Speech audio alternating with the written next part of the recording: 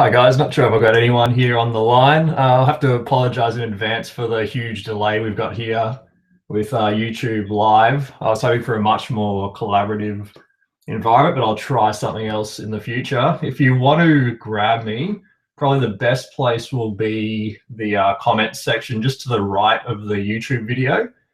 So if you fire through any questions you have throughout the session, that'd be great. Otherwise, I'll just get through the edit and try and keep an eye out for your comments as they come up. So today I was going to work through this image here that I posted up on Instagram, along with a few other edits of Ula with the goat. So this was actually the finished product that you're seeing here. What I'll do is create a virtual copy of this guy and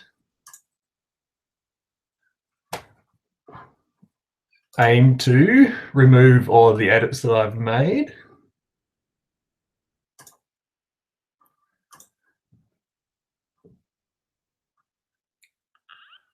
So hopefully shortly that guy will reset to how it was originally.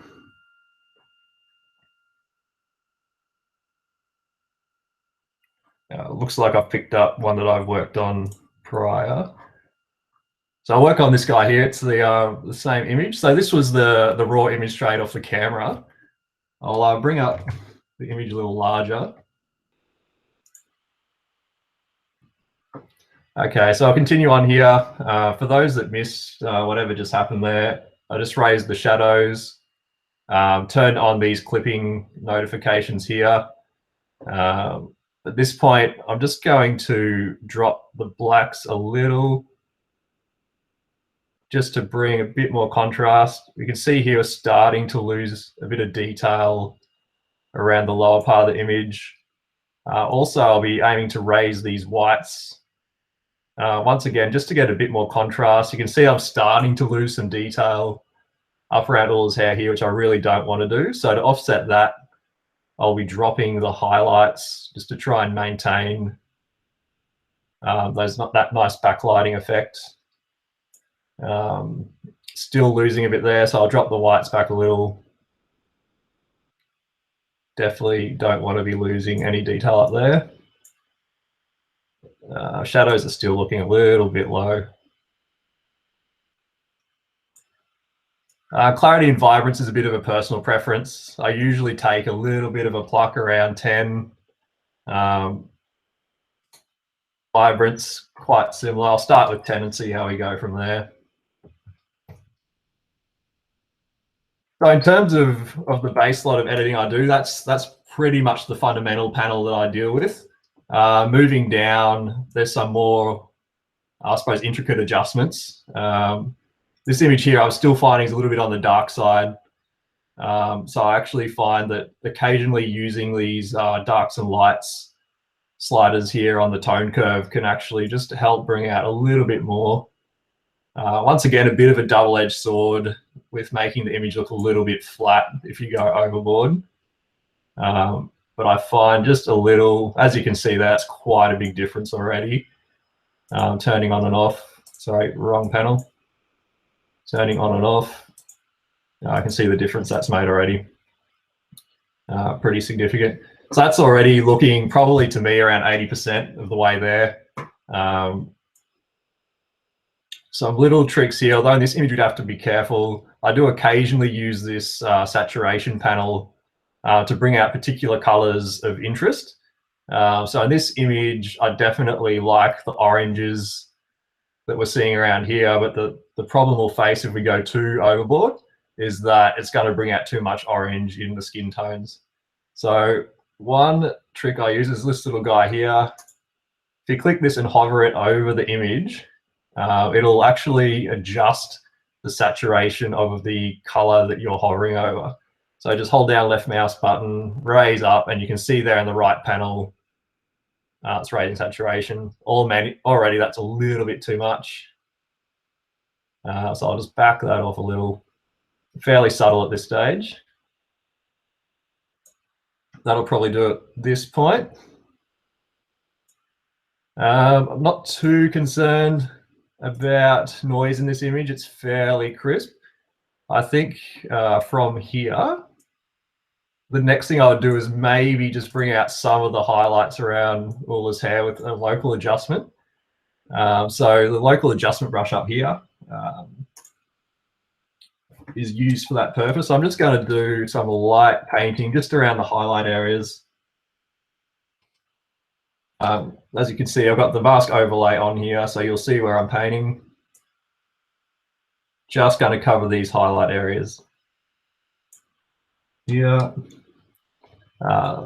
The square bracket keys change the brush size. And just going to bring a little bit in here. All right, we'll see how it goes. All right, so I just want to try adding a little bit more saturation. As you can see, it's probably already getting excessive.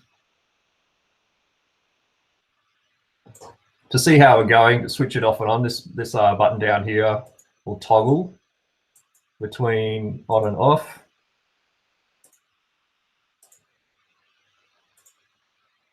As you can see, it's added a little bit.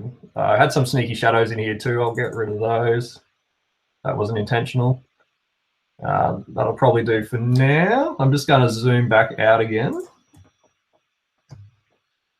That's a bit too far. So the backspace key here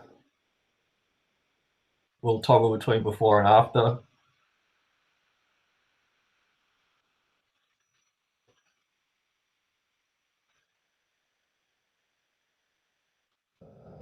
That's actually not taking us right back to before for whatever reason. But here's where the image is currently. I'm fairly happy with where that's sitting. Usually from here, I would take it into Photoshop and potentially add a few other adjustments. I know I mentioned during the description that I might do a bit of ColorEfex Pro. So I might just take you in there quickly to demonstrate potential filters you might want to add on top of this. So if we go to,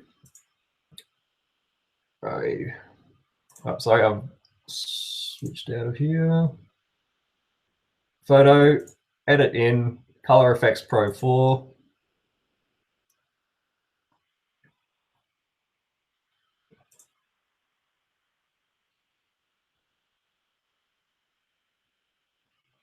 Just waiting for that to load.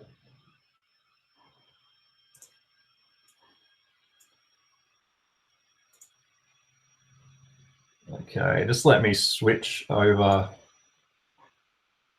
the view because currently you guys can't see that. Might be a second.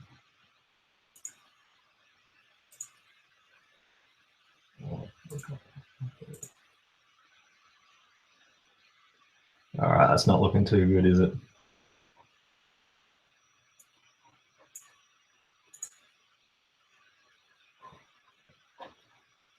Yeah, sorry guys, that image isn't coming through too well. I might have to leave this particular part of the tutorial till another time so I can work out the technical issue, but for some reason the ColorEfex Pro interface isn't coming up properly. So I'll switch back to Lightroom.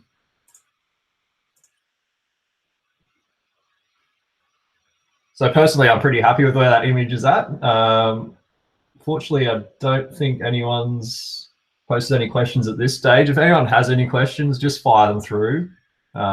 If not via YouTube, you can always grab me on Instagram. I'll type my handle into the comment section now, but it's just at John Muir Photography. That's just come through now in the comment section. If you have any other questions, yeah, fire them on through. Definitely looking for some advice and some suggestions on other edits that I can do in the future. But until then, I'll catch you all on Instagram. See you later.